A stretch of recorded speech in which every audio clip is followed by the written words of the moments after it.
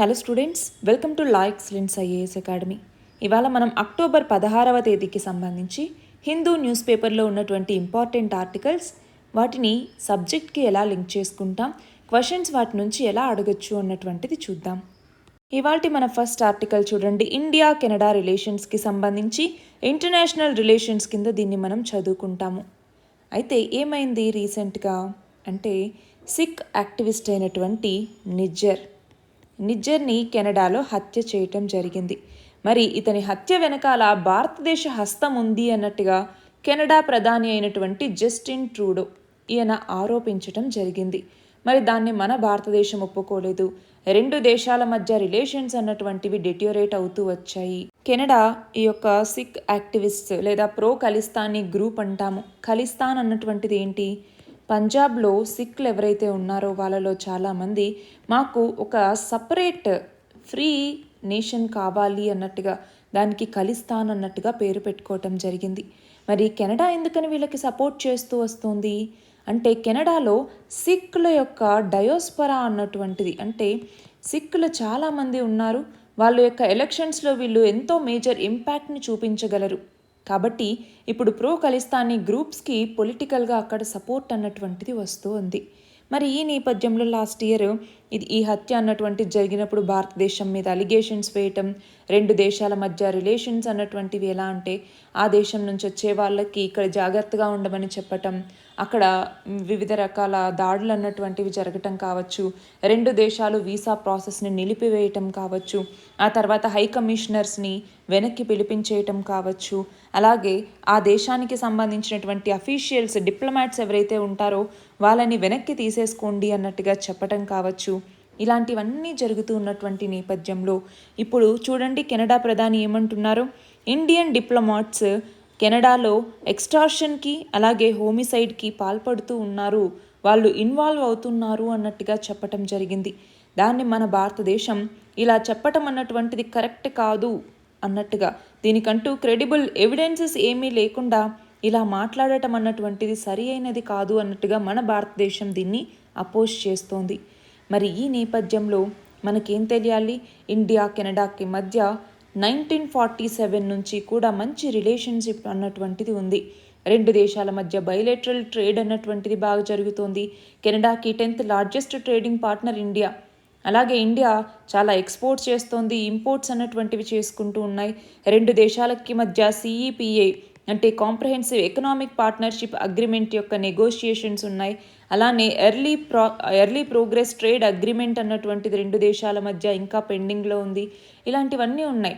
అంతేకాదు మనకి ఈ స్మైలింగ్ బుద్ధ న్యూక్లియర్ టెస్ట్ ఏదైతే మనం చేపట్టడం జరిగిందో అప్పుడు కూడా ఇంకా చెప్పాలి అంటే కెనడా అన్నటువంటిది 1956లో మనము న్యూక్లియర్ ఫీల్డ్ స్టార్ట్ అయినప్పుడు కెనడా మనకి సహాయ సహకారాలు అందించింది. కానీ మనం ఎప్పుడైతే స్మైలింగ్ బుద్ధ న్యూక్లియర్ టెస్ట్ని చేశామో 1974లో, దాంతో రెండు దేశాల మధ్య కొంచెం డిటీరేట్ అయిందని చెప్పాలి ఈ యొక్క రిలేషన్స్ అన్నటువంటివి. అంతేకాదు 2010లో న్యూక్లియర్ కోఆపరేషన్ మళ్ళీ రెండు దేశాలకి మధ్య రీస్టోర్ అయింది అని చెప్పాలి. న్యూక్లియర్ కోఆపరేషన్ అగ్రిమెంట్ కూడా కెనడాతో మనకి జరిగిందనమాట. పీపుల్ టు పీపుల్ కాంటాక్ట్ అన్నటువంటిది ఉంది. అక్కడ పాపులేషన్లో 4% మన భారతీయులే ఉన్నారు. పాలిటిక్స్లోనూ మనం చూస్తే అక్కడ హౌస్ ఆఫ్ కామన్స్లో కూడా ఇండియన్ ఆరిజిన్ పీపుల్ చాలామంది ఉన్నారు. కానీ ఇండియాకి కెనడాకి మధ్య చాలా ఛాలెంజెస్ ఉన్నాయి. అందులో ఈ ఖలిస్తానీ గ్రూప్స్ అన్నటువంటిది ఒకటి. అంతేకాదు యాంటీ ఇండియా ఎలిమెంట్స్కి అగెనెస్ట్గా కెనడా అన్నటువంటిది పనిచేయటం స్టార్ట్ చేస్తూ వస్తుంది వివిధ కారణాల వల్ల. ఇంకా ఇండియన్ ఆరిజిన్ పీపుల్ మీద అటాక్స్ చేయటం కావచ్చు. కెనడా అన్నటువంటిది ఇండియా యొక్క ఫార్మర్ ప్రొటెస్ట్ టైంలో కామెంట్స్ చేసింది. అలాగే డిప్లొమాటిక్ టాక్స్ ఏవైతే జరుగుతూ ఉండాలో వాటిని క్యాన్సిల్ చేయటం జరిగింది. సో ఇవన్నీ జరుగుతూ ఉన్నాయి రెండు దేశాలకి మధ్య. మరి ఈ నేపథ్యంలో ఒక క్వశ్చన్కి ఆన్సర్ చేయండి. అది ఏంటి అంటే కెనడా కాన్స్టిట్యూషన్ నుంచి మన ఇండియన్ కాన్స్టిట్యూషన్లోకి తీసుకున్నటువంటి ఫీచర్స్ ఏంటి అన్నటువంటిది కమెంట్ సెక్షన్లో చెప్పండి. మన నెక్స్ట్ ఆర్టికల్ చూడండి. సుప్రీంకోర్టు బెంగాల్ గవర్నమెంట్ని క్వశ్చన్ చేయటం జరిగింది. సో దీనిని మనం గవర్నెన్స్ కింద చదువుకుంటాము. మరి సుప్రీంకోర్టు వెస్ట్ బెంగాల్ గవర్నమెంట్కి ఏమని చెప్పింది? ఈ సివిక్ వాలంటీర్ స్కీమ్ ఏదైతే తీసుకొచ్చి ఇప్పుడు ఆర్జీకర్ రేప్ మర్డర్ కేసు అన్నటువంటిది జరిగింది కదా, ఆ టైంలో గవర్నమెంట్ రన్ హాస్పిటల్లో సివిక్ వాలంటీర్స్ని అసలు ఎలా అసైన్ చేస్తారు? మరి ఈ వాలంటీర్స్ని అసలు తీసుకునేటటువంటి ఆ లీగల్ అథారిటీ, ఆ క్వాలిఫికేషన్, ఆ హైరింగ్ ప్రాసెస్ ఇవన్నీ ఎక్కడి నుంచి వచ్చాయి అన్నట్టుగా సుప్రీంకోర్టు క్వశ్చన్ చేయటం జరిగింది. అంతేకాదు ఇది పొలిటికల్ ప్యాట్రనేజ్ ఇదొక nice way of political patronage అన్నట్టుగా సుప్రీంకోర్టు చెప్పటం జరిగింది. ఈ బెంగాల్కి సంబంధించిన సివిక్ వాలంటీర్ స్కీమ్ ఏదైతే ఉందో దీనికి సంబంధించినటువంటి డీటెయిల్స్ అన్నటువంటివి మాకు సబ్మిట్ చేయండి అన్నట్టుగా సుప్రీంకోర్టు ఆదేశాల్ని ఇవ్వటం జరిగింది. మరి ప్రస్తుతం మనం చూస్తే సెంట్రల్ లా ఒకటి ఉందన్నమాట. అది ఏంటి? Private security agencies regulation act అని చెప్పేసి. రెగ్యులేషన్ యాక్ట్ ఏ సంవత్సరంలో తీసుకొచ్చారు దీన్ని? 2005వ సంవత్సరంలో.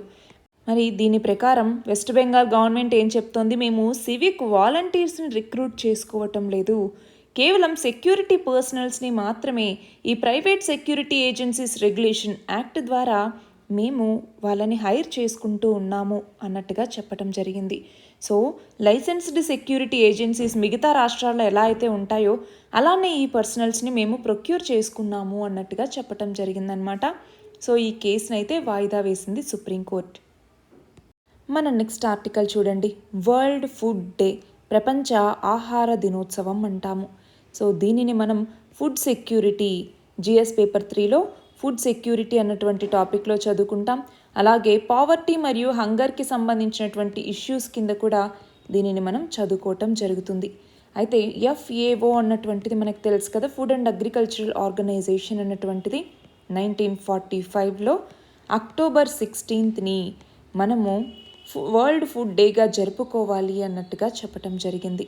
మరి యునైటెడ్ నేషన్స్కి సంబంధించినటువంటి ఒక స్పెషలైజ్డ్ ఏజెన్సీ FAO అన్నటువంటిది హంగర్ని డిఫీట్ చేయడం కోసం, ఇంటర్నేషనల్ ఎఫర్ట్ని తీసుకురావటం కోసం దీన్ని ఏర్పాటు చేశారు. సో ప్రతి సంవత్సరం గ్లోబల్ హంగర్ ప్రాబ్లమ్ని అడ్రస్ చేయడం కోసం వరల్డ్ ఫుడ్ డేని జరుపుకుంటాం. మనకి సస్టైనబుల్ డెవలప్మెంట్ గోల్ 2 అన్నటువంటిది ఉంది. ఇది దేని గురించి తెలియజేస్తుంది? జీరో హంగర్ అంటే ఆకలిని అంతం చేయటం గురించి తెలుపుతుంది.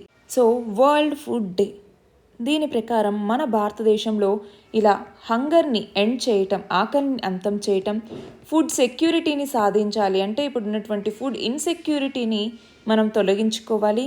అంతేకాకుండా ఇప్పుడు మాల్ న్యూట్రిషన్ అన్నటువంటిది ఉంది. అంటే ఫుడ్ సెక్యూరిటీ ఉంటే సరిపోదు, న్యూట్రిషియస్ ఫుడ్ అందుతుందా లేదా అన్నటువంటిది కూడా అంతే ఇంపార్టెంట్. సో ఫుడ్ సెక్యూరిటీని సాధించాలి, మాల్ న్యూట్రిషన్ని తగ్గించాలి, హంగర్ని ఎలిమినేట్ చేయాల్సినటువంటి అవసరం అన్నటువంటిది ఉంది. మరి ఇవన్నీ కూడా 2030 కల్లా సాధించాలని లక్ష్యంగా పెట్టుకున్నప్పుడు దాని వైపుగా మనం ఎలా అడుగులు వేస్తున్నాం అన్నటువంటిది కూడా చూడాలి. మనం చూసుకుంటే ప్రస్తుతం మన డైట్లోకి వచ్చేసరికి 100% ఇన్కమ్ని ఫుడ్ మీద పెట్టినా కూడా మన ఫుడ్ సెక్యూరిటీ అన్నటువంటిది సరిగ్గా సరిపోదు. అంటే ఇక్కడ ఒకటి గమనించాలి, మనకి ఆహార భద్రత ఉంటే సరిపోదు, ఆ ఆహారం అన్నటువంటిది ఎంతవరకు పోషకాహారం ఉంది అన్నటువంటిది కూడా మనం గమనించాలి. మరి ఈ నేపథ్యంలో హెల్దీ డైట్ని అందరికీ ఎన్ష్యూర్ చేయటానికి, హంగర్ని అంటే ఆకలిని రూపుమాపటానికి మనం వరల్డ్ వైడ్గా అవేర్నెస్ని ప్రమోట్ చేయాల్సినటువంటి అవసరం అన్నటువంటిది ఉంది. దానికి సంబంధించి ఇనిషియేటివ్స్ తీసుకురావాలి. మేజర్ హెల్త్ కాన్సిక్వెన్సెస్ ఎలా ఉంటాయి మనకి ఒకవేళ ఫుడ్ సెక్యూరిటీ లేకపోతే, మాల్ న్యూట్రిషన్ అన్నటువంటిది ఉంటే, హంగర్ అన్నటువంటిది ఉంటే అన్నటువంటి దాని మీద అవేర్నెస్ని క్రియేట్ చేయాలి. అంతేకాదు అగ్రికల్చరల్ ఫుడ్ సిస్టమ్స్ని మరింత ఇంక్లూజివ్గా, సస్టైనబుల్గా తయారు చేసుకోవాల్సినటువంటి అవసరం కూడా ఉంది మనకి. మరి ఈ నేపథ్యంలో మన భారతదేశం ఏం చేస్తోంది? బయోఫోర్టిఫికేషన్ అన్నటువంటిది చేస్తోంది. బయోఫోర్టిఫైడ్ రైస్ని అందిస్తూ వస్తుంది. దీని ద్వారా మనం చూస్తే మైక్రోన్యూట్రియంట్స్ ఏవైతే మన క్రాప్స్లో ఉండట్లేదో అవన్నీ కూడా మనకి ప్రజల్లోకి ఈ ఫుడ్స్ ద్వారా, అంటే PDS అంటాం కదా, పబ్లిక్ డిస్ట్రిబ్యూషన్ సిస్టమ్ అని, దీని ద్వారా అందిస్తూ ఉన్నారు. అలాగే ఈట్ రైట్ ఇండియా క్యాంపైన్ అనేసి నడుస్తూ ఉంది. ఫిట్ ఇండియా మూమెంట్ అన్నటువంటిది ఒకటి, స్వచ్ఛ భారత్ అభియాన్, జల్ జీవన్ మిషన్ అన్నటువంటిది, ఫుడ్ సెక్యూరిటీ యాక్ట్ అన్నటువంటిది, agricultural produce marketing committee act అన్నటువంటిది, MSP అన్నటువంటిది, FPO అంటాం, ఫార్మర్ ప్రొడ్యూసర్ ఆర్గనైజేషన్స్ అనేసి, అలాగే ఎసెన్షియల్ కమోడిటీస్ యాక్ట్ అన్నటువంటిది ఉంది. అలానే న్యూ ఇండియా అట్ 75, మనం న్యూ ఇండియా అన్నటువంటిది పెట్టుకున్నామా అంటే ఏంటి, 75 ఇయర్స్ ఆఫ్ ఇండియన్ ఇండిపెండెన్స్ తర్వాత మనము వికసిత్ భారత్ లక్ష్యంగా పెట్టుకున్నాము. అంతేకాదు 2023వ సంవత్సరాన్ని ఇంటర్నేషనల్ ఇయర్ ఆఫ్ మిల్లెట్స్గా కూడా జరుపుకోవటం జరిగింది. సో మిల్లెట్స్ అన్నటువంటివి మన ఆహార భద్రతకి అలాగే మన పోషకాహారానికి ఎంత ప్రాధాన్యత అన్నటువంటి తెలియజేయటం కోసం. ఇది మాత్రమే కాదు, మనకి కోవిడ్ టైంలో ఒక స్కీమ్ని తీసుకురావటం జరిగింది. అదేంటి, ప్రధానమంత్రి గరీబ్ కళ్యాణ్ అన్న యోజన అని చెప్పేసి. దీని ద్వారా పీడిఎస్ ద్వారా అందించేటటువంటి ఏవైతే బియ్యం కావచ్చు, గోధుమలు కావచ్చు, ఇవన్నీ ఉంటాయి. వాటికి అడిషనల్గా మళ్ళీ 5 కేజీల ఉచిత బియ్యాన్ని, ఉచిత గోధుమల్ని ఈ స్కీమ్ కింద అందజేయటం జరుగుతుంది. సో ఈ స్కీమ్ని రీసెంట్గా మళ్ళీ ఎక్స్టెండ్ చేశారు కూడా. సో ఈ నేపథ్యంలో మనకి ఎగ్జామ్లో నేషనల్ న్యూట్రిషన్ మిషన్ యొక్క ఆబ్జెక్టివ్స్ ఏంటి అనేసి 2018లో అడిగారనమాట. నేషనల్ న్యూట్రిషన్ మిషన్, ఇంతకుముందు దీన్నే పోషణ్ అభియాన్ అనేసి పిలుస్తూ ఉండేవాళ్ళం కదా. అలాగే ఇంకొక క్వశ్చన్ మనల్ని అడగచ్చు, ఏమని, food security without nutritional values అనేసి అడిగి సబ్స్టాన్షియేట్ అన్నారనుకోండి, ఎలా రాస్తాము అది కూడా మనం గమనించుకోవాలి. అలాగే గ్లోబల్ హంగర్ ఇండెక్స్లో కూడా మన దేశ ర్యాంక్ అన్నటువంటి దిగజారిపోతూ వస్తుంది. మరి ఈ నేపథ్యంలో మన పాపులేషన్కి ఫుడ్ అందించటం మాత్రమే కాదు, న్యూట్రిషనల్ ఫుడ్ని అందించాల్సినటువంటి అవసరం అన్నటువంటిది ఉంది. మన నెక్స్ట్ ఆర్టికల్ చూడండి. మనం పాలిటీకి సంబంధించి ఎలక్షన్స్ అన్నటువంటి టాపిక్ కింద, అలానే ఫెడరలిజం అన్నటువంటి టాపిక్ కింద కూడా ఎగ్జిట్ పోల్స్ అన్నటువంటి దాని గురించి చదువుకుంటాం. సో ఎలక్షన్ కమిషన్ ఏమనింది, ఈ ఎగ్జిట్ పోల్స్ ఏవైతే ఇష్టం వచ్చినట్టుగా చేస్తూ ఉన్నారో అది కరెక్ట్ కాదు. అసలు కౌంటింగ్ అన్నటువంటిది బిగిన్ అవ్వకముందే ఎగ్జిట్ పోల్స్ని చూపించటం అన్నటువంటిది నాన్ సెన్స్ ప్రాక్టీస్ అన్నట్టుగా ఇక్కడ అంటూ ఉన్నారు. మరి ఈ నేపథ్యంలో అసలు ఎగ్జిట్ పోల్స్ అంటే ఏంటి అన్నటువంటిది మనకి తెలియాలి. ఎగ్జిట్ పోల్స్ అన్నటువంటిది ఏంటి, ఒక టైప్ ఆఫ్ సర్వే అనమాట. దీన్ని ఓటర్స్తో కండక్ట్ చేస్తారు. ఎవరైతే ఓటర్స్ పోలింగ్ స్టేషన్ని వదిలి బయటికి వస్తూ ఉంటారో ఎలక్షన్ టైంలో, వాళ్ళని మీరు ఎవరికి ఓటు వేశారు ఏంటి అన్నట్టుగా ఇన్ఫర్మేషన్ గ్యాదర్ చేసుకొని, సో పీపుల్ ఎలా ఓటు వేశారు, డెమోగ్రఫిక్ క్యారెక్టరిస్టిక్స్ అన్నటువంటి వాళ్ళవి ఎలా ఉన్నాయి అన్నట్టుగా చూసి ఎవరు ఈ ఎలక్షన్స్లో గెలుస్తారు అన్నట్టుగా ముందుగానే ఎగ్జిట్ పోల్స్ని రిలీజ్ చేస్తారనమాట. సో ఈ ఎగ్జిట్ పోల్స్ని మనం చూసుకుంటే సెకండ్ లోక్సభ టైంలో 1957 టైంలో మనం చూస్తే Indian institute of public opinion అన్నటువంటిది కండక్ట్ చేయటం జరిగింది. సో ఎగ్జిట్ పోల్స్ యొక్క యాక్యురసీ అన్నటువంటిది మనం ప్రెడిక్ట్ చేయలేము. ఫర్ ఎగ్జాంపుల్, ఎగ్జిట్ పోల్స్ అన్నటువంటివి ఏంటి అంటే శాంప్లింగ్ మెథడ్స్. వాళ్ళకంటూ కరెక్ట్గా ఒక వెల్ డిజైన్డ్ శాంపిల్ అన్నటువంటిది లేదు. కొన్ని కామన్ పారామీటర్స్ని తీసుకొని వాళ్ళు ఆ మెథడ్ని ఫాలో అయ్యి ఎగ్జిట్ పోల్స్ని ఇస్తారు. రెండవది, వాళ్ళకంటూ ఒక స్ట్రక్చర్డ్ క్వశ్చనరీ అన్నటువంటిది లేదు. అంటే ఫర్ ఎగ్జాంపుల్, మనకి ఎగ్జిట్ పోల్స్లో ఏంటి, చాలా రెస్పాండెంట్స్ ఎవరైతే ఉంటారో వాళ్ళని ఇంటర్వ్యూ చేసి వాళ్ళ దగ్గర నుంచి డేటాని కలెక్ట్ చేసుకోవటం జరుగుతుంది. వాళ్ళు కరెక్ట్గా చెప్తారా లేదా అన్నటువంటిది కూడా మనం చెప్పలేము. మూడవది, డెమోగ్రఫిక్ రిప్రజెంటేషన్, అంటే ఓవరాల్ ఓటింగ్ పాపులేషన్ ఏదైతే ఉంటుందో వాళ్ళందరినీ అడగలేరు. సో కొన్నిసార్లు కొన్ని గ్రూప్స్ రిప్రజెంటేషన్ అన్నటువంటిది తక్కువ అయితే దానివల్ల ప్రెడిక్షన్స్లో యాక్యురసీ అన్నటువంటిది కూడా తక్కువ అవుతుంది, అవునా. సో ఈ నేపథ్యంలోనే ఎగ్జిట్ పోల్స్ మీద చాలా క్రిటిసిజం అనమాట. ఏంటి, కొన్నిసార్లు ఒక ఏజెన్సీ ఎగ్జిట్ పోల్ని చేపడుతుందనుకోండి, ఆ ఏజెన్సీకి మనీ ఇచ్చి ఈ పేరుని చెప్పండి, ఈ పార్టీ పేరుని అన్నట్టుగా, సో బయాస్డ్గా కూడా ఉండొచ్చు. అంతేకాదు చాయిస్ వల్ల, వాళ్ళ వర్డింగ్స్ వల్ల, ఆ క్వశ్చన్ టైమింగ్ వల్ల, ఆ శాంపిల్ ఏదైతే తీసుకుంటారో దాని నేచర్ వల్ల కూడా ఎగ్జిట్ పోల్స్లో చాలా డిఫరెన్సెస్ అన్నటువంటివి వస్తాయి. అంతేకాదు అది పబ్లిక్ సెంటిమెంట్ మీద, పబ్లిక్ వ్యూస్ మీద కూడా రిఫ్లెక్ట్ అయ్యేటటువంటి అవకాశం అన్నటువంటిది ఉంది. కాబట్టి మన ఈ ఎలక్షన్ కమిషన్ ఎగ్జిట్ పోల్స్ అన్నటువంటివి నిజంగా నాన్ సెన్స్ ప్రాక్టీస్ చేస్తూ ఉన్నాయి అన్నట్టుగా ఇక్కడ చెప్తోందనమాట. సో ఎగ్జిట్ పోల్స్ని మనము రిప్రజెంటేషన్ ఆఫ్ పీపుల్స్ యాక్ట్ 1951 ఏదైతే ఉందో దీని కింద ఉన్నటువంటి సెక్షన్ 126A అన్నటువంటిది ఎగ్జిట్ పోల్స్ యొక్క కాండక్ట్ని ప్రొహిబిట్ చేయటం జరుగుతుంది, కానీ సర్టెన్ పీరియడ్లో మాత్రమే. మరి ఈ ఎగ్జిట్ పోల్స్ ఏవైతే ఉన్నాయో వీటిని రెగ్యులేట్ చేసేటటువంటి అథారిటీ ఏది అన్నటువంటిది మీరు చెప్పండి. అంటే ఎలక్షన్ కమిషన్ ఆఫ్ ఇండియాకి ఈ రెస్పాన్సిబిలిటీ అన్నటువంటిది ఉంటుందా, లేకపోతే ఆ రెస్పెక్టివ్ స్టేట్ గవర్నమెంట్కి ఈ రెస్పాన్సిబిలిటీ అన్నటువంటిది ఉంటుందా అన్నటువంటిది మీరు చెప్పండి. మన నెక్స్ట్ ఆర్టికల్ చూడండి. ఇండియాకి యుఎస్కి మధ్య ఒక డీల్ అన్నటువంటిది జరిగింది డిఫెన్స్కి సంబంధించి. సో మనం సైన్స్ అండ్ టెక్నాలజీలో డిఫెన్స్ అన్నటువంటి టాపిక్ కింద చదువుకుంటాము. మరి ఈ నేపథ్యంలో ఏంటి అంటే మన యొక్క సైనిక దళాల్ని మరింత బలోపేతం చేయాలి అన్నట్టుగా మన భారతదేశం అమెరికా నుంచి అత్యాధునికమైనటువంటి సాయుధ MQ-9B ప్రిడేటర్ డ్రోన్ల యొక్క కొనుగోలు ఒప్పందానికి సంబంధించినటువంటి అగ్రిమెంట్ మీద సంతకం చేయటం జరిగింది. మరి అమెరికా ఆయుధ దిగ్గజమైనటువంటి జనరల్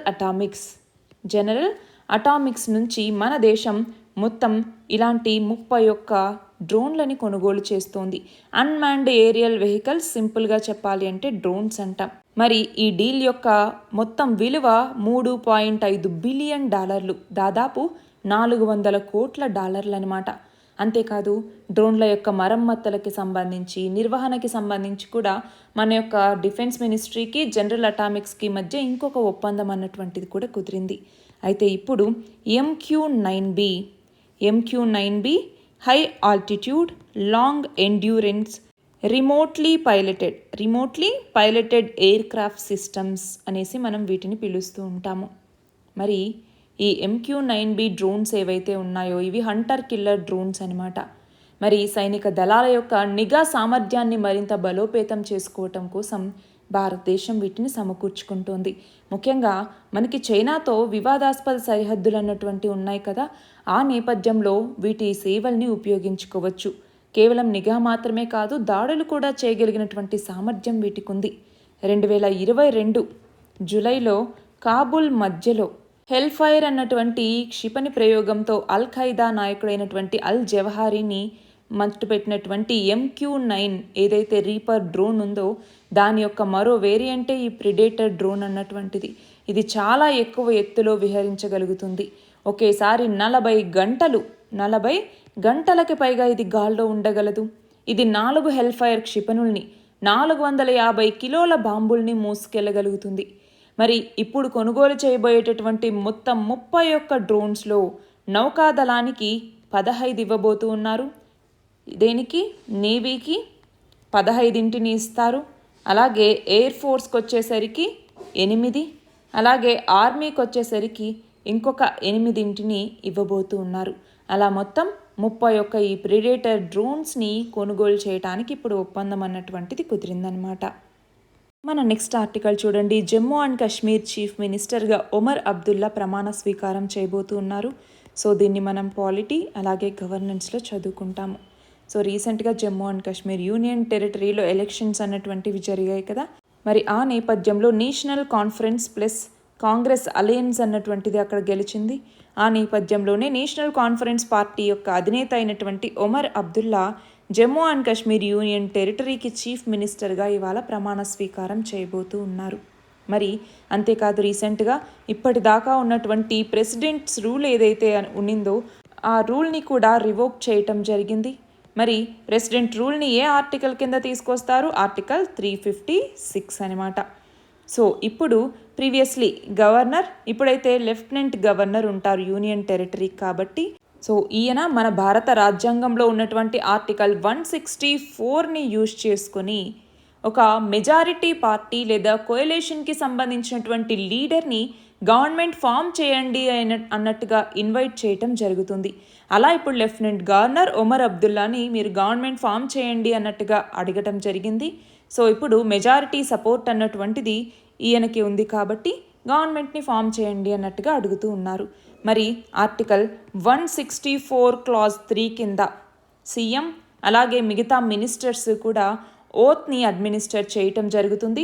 మరి చీఫ్ మినిస్టర్ లేదా మిగతా మినిస్టర్స్ చేత ఓత్ లేదా ప్రమాణ స్వీకారం చేయించేది ఎవరు అన్నటువంటిది మీరు కమెంట్ సెక్షన్లో చెప్పండి.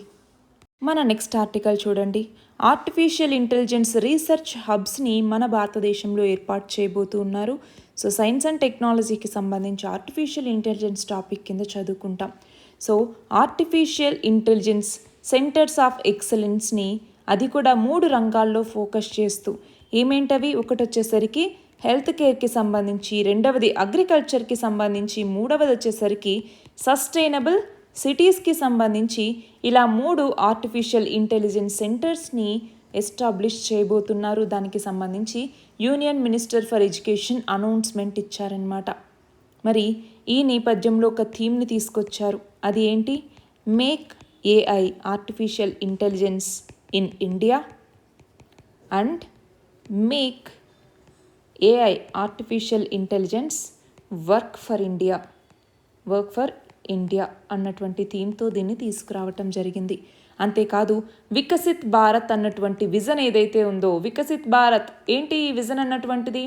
2047 సంవత్సరానికల్లా, అంటే మనకి స్వాతంత్రం వచ్చి 100 ఏళ్ళు పూర్తయ్యేటప్పటికల్లా మన భారతదేశం అభివృద్ధి చెందిన దేశంగా మారాలి అన్నటువంటి లక్ష్యంతో టాప్ ఎడ్యుకేషనల్ ఇన్స్టిట్యూషన్స్తో లీడ్ చేస్తున్నటువంటి ఈ 3 సెంటర్స్ ఆఫ్ ఎక్సలెన్సెస్ని ఏర్పాటు చేయబోతూ ఉన్నారు. మరి ఇవి ఆ ఫీల్డ్స్కి సంబంధించి రీసెర్చ్, కటింగ్ ఎడ్జ్ టెక్నాలజీస్ని డెవలప్ చేయటం, అలాగే ఒక మంచి స్కేలబుల్ సొల్యూషన్స్ని 3 ఏరియాస్లో తీసుకురావటం కోసం, అంటే ఒక ఎఫెక్టివ్ ఆర్టిఫిషియల్ ఇంటెలిజెన్స్ ఎకోసిస్టమ్ని ఇక్కడ ఏర్పాటు చేసి మనకి క్వాలిటీ హ్యూమన్ రిసోర్సెస్ని ఈ ఫీల్డ్స్లో తీసుకురావటం లక్ష్యంగా దీన్ని తీసుకురావటం జరిగింది. మరి ఆల్రెడీ మనం చూస్తే ఈ ఇయర్ యూనియన్ బడ్జెట్లోనే వీటిని ప్రపోజ్ చేయటం జరిగింది 990 కోట్ల రూపాయలతో. మరి ఈ నేపథ్యంలో మనకి క్వశ్చన్స్ ఆర్టిఫిషియల్ ఇంటెలిజెన్స్కి సంబంధించి అడగచ్చు. ఆర్టిఫిషియల్ ఇంటెలిజెన్స్ యొక్క యూజెస్ ఏంటి వివిధ రంగాల్లో అనేసి అడగచ్చు, లేదా ఒక పర్టికులర్ రంగంలో అడిగినా ఆశ్చర్యం అక్కర్లేదు. మన లాస్ట్ ఆర్టికల్ చూడండి, కరెంట్ అఫైర్స్ కింద చదువుకుంటాము. ఇక్కడ first European union Gulf summit గురించి మాట్లాడుతూ ఉన్నారు. ఫస్ట్ సమ్మిట్ అన్నమాట యూరోపియన్ యూనియన్కి, అలాగే గల్ఫ్ కోఆపరేషన్ కౌన్సిల్ జీసీసీ అంటామా, జీసీసీకి అలాగే యూరోపియన్ యూనియన్కి మధ్య జరుగుతున్నటువంటి మొదటి సమ్మిట్ ఇది. 16th అక్టోబర్, అంటే ఇవాళ ఈ సమ్మిట్ అన్నటువంటిది జరుగుతూ ఉంది. ఎక్కడ జరుగుతోంది? బ్రెజిల్ రాజధాని అయినటువంటి బ్రసెల్స్లో ఈ సమ్మిట్ అన్నటువంటి జరగబోతోంది. మరి ఇందులోకి వచ్చేసరికి గల్ఫ్ కోఆపరేషన్ కౌన్సిల్ అంటున్నాం. గల్ఫ్ కోఆపరేషన్ కౌన్సిల్లో ఎన్ని కంట్రీస్ ఉన్నాయి? 6 దేశాలు ఉన్నాయి. ఏంటేంటవి? ఒకటి బహ్రెయిన్ అన్నటువంటిది, రెండవది ఒమన్ అన్నటువంటిది, మూడవది ఖతార్ అన్నటువంటిది, అలాగే ఇంకా ఏమేమి ఉన్నాయి? కువైట్ దేశం ఒకటి, అలాగే యుఏఈ అన్నటువంటిది ఒకటి, అలాగే సౌదీ అరేబియా. ఈ 6 కూడా గల్ఫ్ కోఆపరేషన్ కౌన్సిల్లో ఉన్నటువంటి దేశాలు. మరి దీనికి అలాగే యూరోపియన్ యూనియన్కి మధ్య ఈ సమ్మిట్ అన్నమాట. మరి ఇంకొకటి ఏంటి అంటే యూరోపియన్ యూనియన్ అన్నటువంటిది సెకండ్ లార్జెస్ట్ ట్రేడింగ్ పార్ట్నర్ ఈ యొక్క గల్ఫ్ కోఆపరేషన్ కౌన్సిల్కి సంబంధించి. మరి ఇప్పుడు డిస్కషన్కి వచ్చేటటువంటి మెయిన్ టాపిక్స్ ఏంటి అంటే, ఒకటి ఇప్పుడు గ్లోబల్గా ఉన్నటువంటి ఛాలెంజెస్ ఏవైతే ఉన్నాయో వాటి గురించి ఇప్పుడు మాట్లాడతారు. అంతేకాకుండా ఎకనామిక్ పార్ట్నర్షిప్కి సంబంధించి, అంటే ట్రేడ్ గురించి కావచ్చు, అలాగే ఇన్వెస్ట్మెంట్ గురించి కావచ్చు, వీటి గురించి, అలాగే ఎనర్జీ సెక్టార్కి సంబంధించి, అంతేకాకుండా కనెక్టివిటీకి సంబంధించి, ఇంకా పీపుల్ టు పీపుల్ కాంటాక్ట్స్కి సంబంధించి, క్లైమేట్కి సంబంధించి, సస్టైనబిలిటీకి సంబంధించి కూడా టాక్స్ అన్నటువంటివి ఇందులో జరుగుతాయి. మరి వీటన్నింటికన్నా టాప్ ఎజెండా ఒకటి ఉంది. అది ఏంటంటే వెస్ట్ ఏషియా కాన్ఫ్లిక్ట్ ఏదైతే ఉందో, కాన్ఫ్లాగ్రేషన్ అంటున్నాం. అంటే అక్కడ జరుగుతున్నటువంటి ఒక ఫైర్ అనొచ్చు, ఒక హోలోకాస్ట్ లాంటిది అనొచ్చు అనమాట. అంటే ఒక పెద్ద డిస్ట్రక్షన్ అక్కడ జరుగుతోంది అన్నటువంటి నేపథ్యంలో ఈ కాన్ఫ్లాగ్రేషన్ అన్నటువంటి వర్డ్ని ఇక్కడ యూజ్ చేస్తూ ఉన్నారు. సో అది ఈ యూరోపియన్ యూనియన్ అలాగే గల్ఫ్ కోఆపరేషన్ కౌన్సిల్ సమ్మిట్లో టాప్ ఎజెండా అన్నట్టుగా ఇక్కడ చెప్తూ ఉన్నారు. ఇవి ఇవాల్టి important articles. All the very best and thank you very much.